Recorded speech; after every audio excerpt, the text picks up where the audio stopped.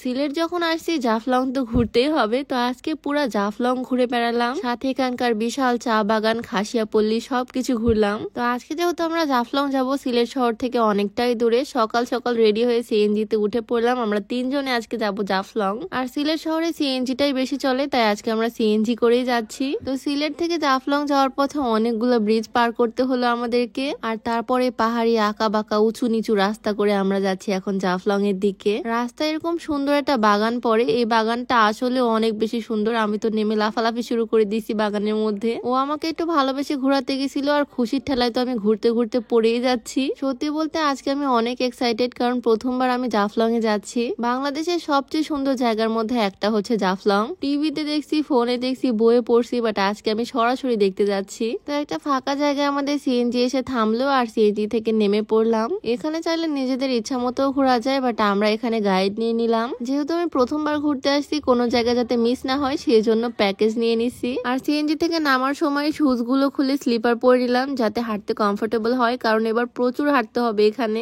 আমরা আসি শীতের শেষে, এই সময় ঘুরে বেড়াতে অনেক মজা, না শীত না গরম, সুন্দর একটা ওয়েদার। আর বর্ষাকালে নাকি এখানে আরো বেশি সুন্দর লাগে, মানে অনেক পানি থাকে আর কি, হাঁটতে হয় কম। যাই হোক, অনেকটা হেঁটে হেঁটে আমরা নিচের দিকে যাচ্ছি।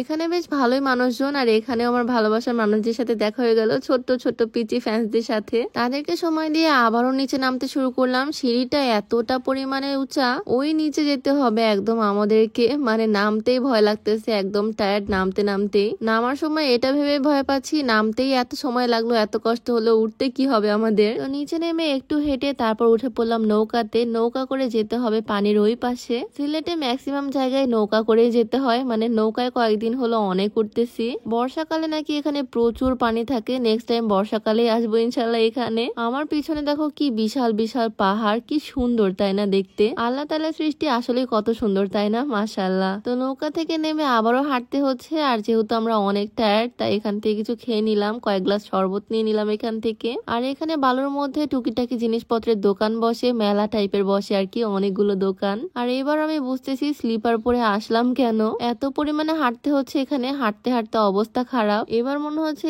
এক টুরে একদম চিকন হয়ে বাসায় ফিরবো, বালুর মধ্যে হাঁটতে হাঁটতে একদম অবস্থা খারাপ। যাই হোক, এখান থেকে আবারও উঠে পড়লাম নৌকায়, আর এই জায়গায় পানিটা একদম ফ্রেশ, নিচে সবকিছু দেখা যাচ্ছে, পরিষ্কার পানি। অল্প একটু জাস্ট নৌকায়, আর বেশিরভাগ জায়গায় হেঁটে পার হওয়া লাগতেছে। তো এখানেও নৌকা থেকে নেমে আবারও হাঁটা শুরু করলাম, এখানে অনেকগুলো দোকান। আর এখান থেকে আবারও সিঁড়ি দিয়ে উপরে চলে আসলাম। এখানে একটা অটো রিক্সা আছে, অটোতে চড়ে এখন আমরা চলে গেলাম একটা গ্রামের ভিতরে। এখানে আছে বিশাল বড় একটা চা বাগান। চা বাগান দেখতে যাবো, বাট চা বাগানে ঢোকার আগে এই ছোট্ট কিউট পাখিটার সাথে দেখা হয়ে গেল, বাট ও আমাকে পাত্তাই দিল না। তো ওকে রেখে তারপরে ঢুকে গেলাম এই দোকানগুলোর দিকে। এই দোকানগুলোতে মণিপুরি কামিজগুলো বিক্রি করা হয়, যেগুলো আমার অনেক বেশি ভালো লাগতেছে। এই ব্ল্যাক আর রেড এর কম্বিনেশন করা এই ড্রেস গুলো আমার অনেক ভালো লাগতেছে, বাট সমস্যা হচ্ছে ওরা দাম একদম চাই হিউজ, ওদের সাথে বার্গেন করে নিতে হয় জিনিসগুলো। তো আমি আর আমার ননদিনী দুজনের জন্য এখান থেকে ড্রেস নিব, তাই বার্গেন করে নিয়ে নিলাম এখান থেকে দুইটা ড্রেস। প্রথমে চাইছিল একটাই 900 টাকা, দেন বার্গেন করে দুইটা 600 টাকা নিছি, মানে একটা মাত্র 300 টাকা। This is bargain power bro.